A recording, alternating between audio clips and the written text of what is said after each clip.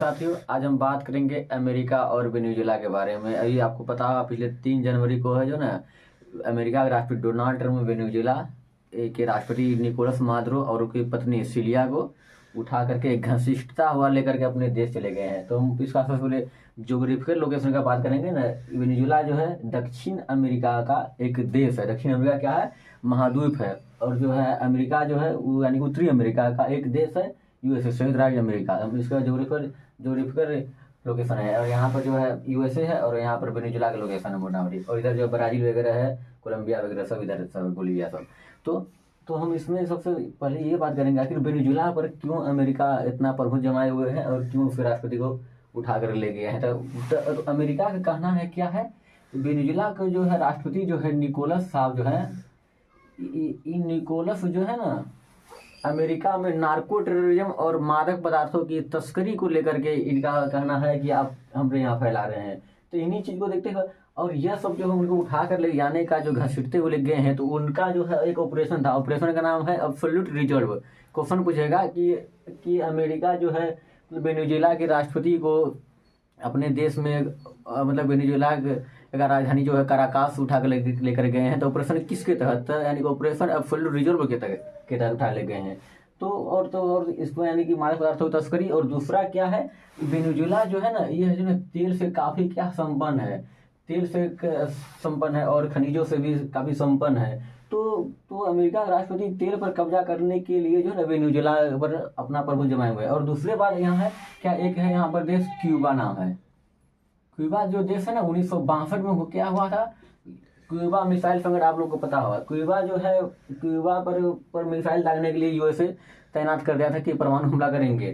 तो इसी चीज को देखते हुए जो है ना हम इसी को यूएसएसआर, तभी यूएसएसआर सोवियत यूनियन जो था, तो सोवियत यूनियन क्या कि अपना एटम परमाणु लेकर के क्यूबा में तैनात कर दिया कि अगर आप क्यूबा पर मारिएगा तो हम इस पर आपको छोड़ेंगे नहीं। तो तभी यूएसए के द्वारा यह बोला गया चलो हम भाई अपना यानी कि क्यूबा पर जो है मिसाइल तैनात किए थे हम उसको वापस ले रहे हैं। और तब यानी कि यूएसआर अपना भी मिसाइल हटा लिया। तो कहीं ना कहीं अगर इस चीज को देखा जाए तो अभी जैसे इस देश को जो है जो राष्ट्रपति को उठा करके दे गए हैं, तो बहुत सारे देश जो इनके समर्थन में आ गए हैं वेनेजुएला के, मतलब चीन हो गया, रूस हो गया और ईरान हो गया। ऐसे तो ईरान का तो अभी कहानी उसका अलग ही हम मामला बात करेंगे। तो इन्हीं चीज को देखते हुए अगर देखा जाए, अगर यह जो उठा कर लेके गए हैं, पहली बात तो है यह जो ना ICJ international court of justice जो है अंतर्राष्ट्रीय कानून है, इसका क्या है उल्लंघन है। और UNSC जो है UNSC United nation security council जो है संयुक्त राष्ट्र सुरक्षा परिषद भी है, इसका जो है विरोध किया है कि आप यह काम गलत कर रहे हैं। किसी एक संप्रभु देश के राष्ट्रपति को जो मोटामोटी 15 करोड़ जनसंख्या को लीड कर रहा है, अगर आप उसको घसीटता हुआ लेके जा रहे हैं, तो कहीं ना कहीं यह एक जो है नैतिक मामला भी बनता है कि यह देश संप्रभु है, स्वतंत्र देश है, आप इस पर कैसे अपना प्रभुत्व जमाए हुए हैं। तो भारत फिलहाल इस पर यानी कि तटस्थ है, सिर्फ बोला है नहीं, यह काफी निंदनीय बात बोला है, निंदा योग है और ज्यादा कुछ कहा न है। और अगर हम बात करेंगे जो है देखिए, और सबसे पहले यह मामला जो है अब बनता जा रहा है वेनेजुएला का तो है ही, प्लस यहाँ जो है ये मामला अपने चीन का ही बनता जा रहा है, क्योंकि चीन भी इसके समर्थन में आ गया है और अमेरिका यानी कि इसके समर्थन में नहीं था। तो कहीं ना कहीं अगर चीन और यूएसए इसके समर्थन में आ रहे हैं, तो यह पॉलिटिक्स जो है ना यह पॉलिटिक्स इंटरनेशनल पॉलिटिक्स हो जा रहा है। यह अप्रत्यक्ष रूप से चीन और USSR के रूस के समर्थन में यानी कि सहयोग से है। और यह मामला धीरे धीरे जो है ना वेनेजुएला अमेरिका का नहीं रहेगा, तो कुछ दिन में आप देखिएगा यह मामला रूस चीन इस जोड़ले हवे क्या और वर्सेस अमेरिका हो जाएगा। यह मामला यह मामला प्रभुत्व को दो महाशक्ति के बीच का मामला है, क्योंकि आने वाला जो है 2030-2035 तक क्या है कि यानी कि अमेरिका का डिक्लाइन होने वाला है और जो है ना चाइना का यानी राइज होने वाला है, चाइना उत्थान करने वाला है और अमेरिका आने वाले समय में पतन की ओर जाएगा। तो यहीं पर मामला फंसा हुआ है कि दो महाशक्तियों के बीच का मामला है।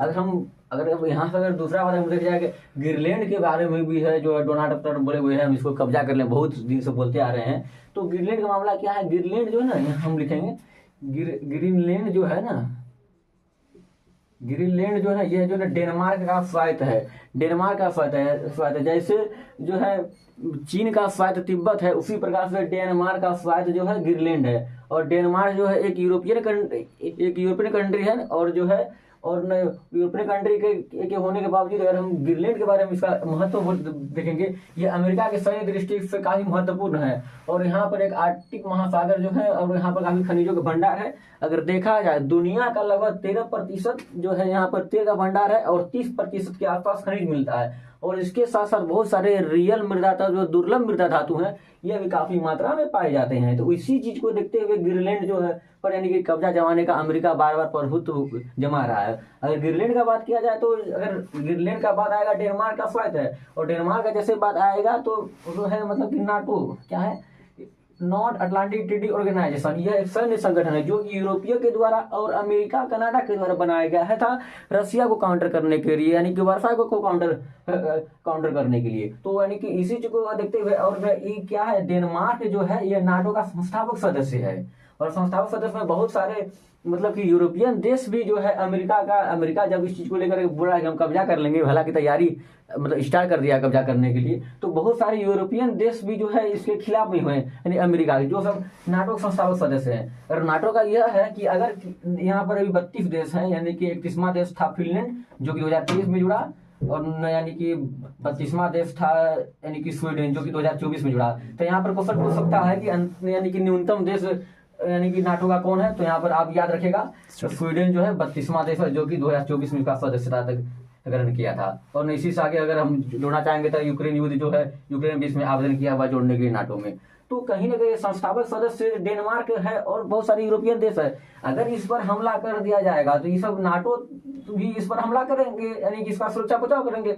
और नाटो जो है मतलब डेनमार्क तो है भी सदस्य, और डेनमार्क के साथ साथ अमेरिका भी है। तो अमेरिका जो है इसका सदस्य है। तो कहीं ना कहीं अगर ऐसा कुछ होगा तो यहाँ पर नाटो एक संकट की स्थिति में आ जाएगा कि जिस उद्देश्य से मतलब कि पूरा रूस को काउंटर करने के लिए जो नाटो का स्थापना किया गया था, यह कहीं ना कहीं विफल होता हुआ नजर आएगा आप लोग को कुछ दिन के बाद।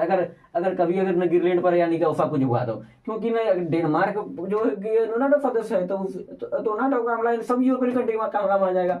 और इसी चीज को देखते हुए बहुत सारे यूरोपियन कंट्री जैसे फ्रांस हो गए और इटली हो गए हैं और सब जो है जर्मनी, सब ने मिल करके ये जो है ना एक कुछ दिन के पहले इसका निंदा किए हैं कि आप ऐसा नहीं कर सकते हैं डोनाल्ड ट्रम्प साहब। तो फिलहाल ठीक है, मामला भी यही था, हम रोकते हैं और जैसे जैसे क्लियर होगा आगे हम देखने का प्रयास करेंगे। धन्यवाद। Thank you.